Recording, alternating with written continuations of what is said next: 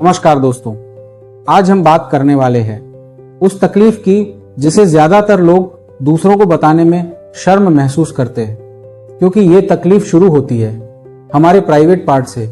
शुरू में तो लोग इसे अवॉइड करते हैं, लेकिन जब तकलीफ बनने लगती है तब हमें डॉक्टर के पास जाना ही पड़ता है। उस तकलीफ का नाम है पाइल्स, बवासीर।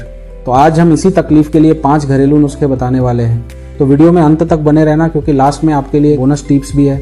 तो चलिए वीडियो को शुरू करते हैं। और अगर आपको वीडियो अच्छा लगे तो अपने परिवार और मित्रों को भी शेयर जरूर कीजिएगा, क्योंकि आपके एक शेयर से किसी की तकलीफ दूर हो जाएगी, ये याद रखिएगा।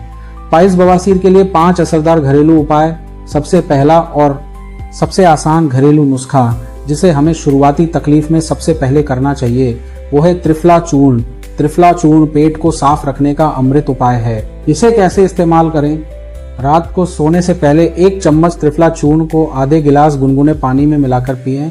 इसे लगातार 2 से 3 महीने तक लेने से कब्ज जड़ से खत्म होती है और पाइल्स की तकलीफ में बिल्कुल आराम हो जाता है। त्रिफला चूर्ण क्यों असरदार है? क्योंकि त्रिफला 3 फलों हरड़, बेहड़ा और आंवला का मिश्रण है जो पाचन तंत्र दुरुस्त करता है। यह मल को मुलायम बनाता है और पेट को पूरी तरह साफ करता है, जिससे पाइल्स में दबाव कम होता है और उसे बढ़ने नहीं देता। अब बात करते हैं दूसरे घरेलू नुस्खे की। जिन लोगों को थोड़ी ज्यादा समस्या है वो लोग पहला और ये दूसरा नुस्खा साथ में करें। तो दूसरा नुस्खा है लहसुन का तेल। लहसुन का तेल बाहरी बवासीर के लिए रामबाण इलाज है। अब इसे कैसे इस्तेमाल करें उसे जरा गौर से समझिएगा। 3 से 4 लहसुन की कलियां लें और 2 चम्मच सरसों के तेल में गर्म करें। जब लहसुन भून जाए, जैसे कि थोड़े ब्राउन रंग का हो जाए और तेल ठंडा हो जाए, तब कॉटन को उस तेल में भिगोकर उस पाइल्स वाली जगह पर लगाएं। लहसुन का तेल क्यों असरदार है? लहसुन एंटीबैक्टीरियल होता है जो घाव को भरने में मदद करता है, जिससे उन ठेठे हुए चिरों को ठीक होने में मदद मिलती है और ये जलन और सूजन को कम करता है और खुजली से राहत दिलाता है। अब जो तीसरा नुस्खा है वो बताने से पहले ये समझ लीजिए कि अगर आपको ज़्यादा तकलीफ है और ऊपर के दोनों नुस्खे आप कर रहे हैं तो इस तीसरे नुस्खे को भी उसमें जोड़ लीजिए, क्योंकि ये नुस्खा आपकी तकलीफ को कम करने के 50% चांस बढ़ा देता है। तो ध्यान से सुनिए इस तीसरे नुस्खे को। हरी पत्तेदार सब्जियां और फाइबर युक्त भोजन करना। तो इसमें क्या खाएं? पालक, चौलाई, मेथी, पत्ता गोभी, गाजर, खीरा, चुकंदर, इसमें से कुछ भी या मिक्स में आपको हरो कच्चा खाना है दोपहर के भोजन से पहले। और फल में पपीता, सेब, नाशपाती, अमरूद जैसे फलों को शाम को 4 बजे से 7 बजे के बीच में खाएं। और अनाज में मल्टीग्रेन आटे का यूज करें। ये सभी चीजें फाइबर से भरपूर होती हैं और पाचन में बिल्कुल हल्की होती है और आंतों की सफाई में मदद करती हैं, जिससे हमारे मल बनने की क्षमता सही होती है और वो नरम रहता है, इसलिए उसे त्याग करने में भी कोई दिक्कत नहीं होती है। अब जो हमारा चौथा नुस्खा है वो उन लोगों को करना है जिनको ऊपर के 3 नुस्खों से फायदा मिलने लगा है, ताकि हमें पाइल्स में पूरी तरह से राहत मिलने लगे। चौथा नुस्खा है तिल और गुड़ के लड्डू।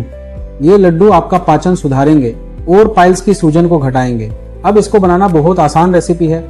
कैसे बनाएं मैं बता देता हूँ। भुने हुए काले तिल, गुड़ और देसी घी दोनों को मिलाकर लड्डू बनाएं। रोज सुबह खाली पेट या नाश्ते के बाद 1 लड्डू खाएं।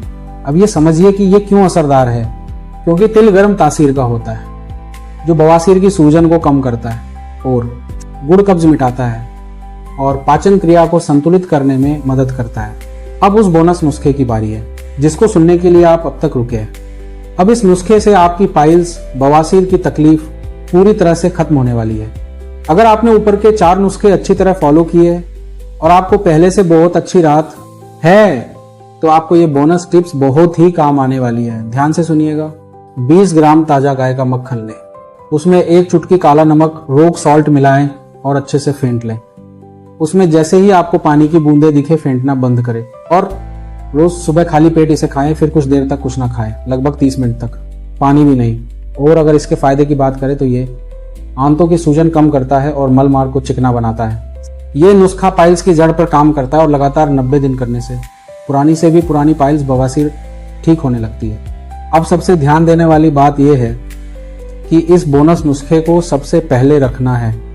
मतलब कि जब आप ये पूरी प्रक्रिया को चालू करते हैं तब से आपको ये वाला जो बोनस नुस्खा है उसे चालू कर देना है। उसी के साथ 4 नुस्खे करने हैं। और हाँ, इस पूरी प्रक्रिया में ध्यान रखने वाली योग्य बातें भी मैं बता देता हूँ। अधिक मसालेदार, तीखा, ज़्यादा तेल वाला या तली हुई चीज़ें ना खाएं और जंक फूड से तो बिल्कुल दूर रहें।